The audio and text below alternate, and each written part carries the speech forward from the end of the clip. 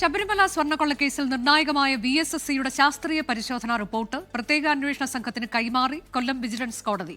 ശാസ്ത്രീയ പരിശോധനാ ഫലം ഉൾപ്പെടുത്തി അന്വേഷണ റിപ്പോർട്ട് തിങ്കളാഴ്ച SIT ഹൈക്കോടതിയിൽ സമർപ്പിക്കും. അതേസമയം വാജിവാഹന കൈമാറ്റത്തിനിടയാക്കിയ 2017 ശബരിമലയിലെ കൊടിമര പുനഃപ്രതിഷ്ഠയിൽ കേസെടുക്കാനാണ് SIT നീക്കം.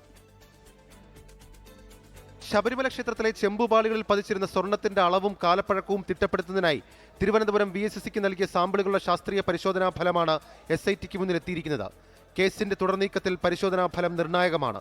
മുദ്രവെച്ച കവറിൽ ഇന്നലെയാണ് VSSC റിപ്പോർട്ട് കൊല്ലം വിജിലൻസ് കോടതിയിൽ സമർപ്പിച്ചത്. UB ഗ്രൂപ്പ് 1998 പൊതിഞ്ഞ സ്വർണം തന്നെയാണോ SIT കണ്ടെടുത്തത്? ദ്വാരപാലക ശില്പങ്ങളിലും കട്ടിളയിലും ഇപ്പോൾ പൊതിഞ്ഞിട്ടുള്ള സ്വർണവും UB ഗ്രൂപ്പ് പൊതിഞ്ഞ സ്വർണവും തമ്മിൽ വ്യത്യാസമുണ്ടോ? നഷ്ടപ്പെട്ട സ്വർണത്തിന്റെ മൂല്യം, സ്വർണത്തിന്റെ പുരാവസ്തു മൂല്യം എന്നീ വിവരങ്ങൾ റിപ്പോർട്ടിലുണ്ടാകും. ഇതുൾപ്പെടെ കേസന്വേഷണ പുരോഗതി റിപ്പോർട്ട് തിങ്കളാഴ്ച SIT ഹൈക്കോടതിയിൽ സമർപ്പിക്കും. വാജിവാഹന കൈമാറ്റത്തിനിടയാക്കിയ 2017 ശബരിമലയിലെ കൊടിമര പുനഃപ്രതിഷ്ഠയിൽ കേസെടുത്തേക്കും. കൊടിമരം പുനഃസ്ഥാപിക്കാനെടുത്ത തീരുമാനം മുതൽ വാജിവാഹന കൈമാറ്റം വരെ സംശയകരമെന്നാണ് SIT നിലപാട്. കൊടിമര നിർമ്മാണത്തിനെന്ന പേരിൽ 2016 ദേവസ്വം ബോർഡ് വ്യാപകമായി പണം പിരിച്ചു. പഴയ കൊടിമരത്തിലുണ്ടായിരുന്ന സ്വർണത്തിന്റെ അളവിലും അഷ്ടപതി പാലകർ ഉൾപ്പെടെയുള്ള വസ്തുക്കളുടെ കാര്യത്തിലും വ്യക്തതയില്ല. ഇക്കാര്യങ്ങൾ ചൂണ്ടിക്കാട്ടി ഹൈക്കോടതിയിൽ റിപ്പോർട്ട് നൽകും. കോടതി അനുവദിച്ചാൽ കേസെടുത്ത് അന്വേഷിക്കാനാണ് തീരുമാനം.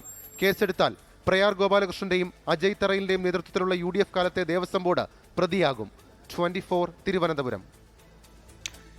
ലോകത്തെവിടെയായാലും ഏത് സമയത്തും 24 വാർത്തകളും ഓഗ്മെന്റഡ് റിയാലിറ്റി പാക്കേജുകളും എക്സ്പ്ലെയിനറുകളും വിശദമായി കാണാൻ ഞങ്ങളുടെ YouTube ചാനൽ നിങ്ങൾക്ക് സബ്സ്ക്രൈബ് ചെയ്യാം.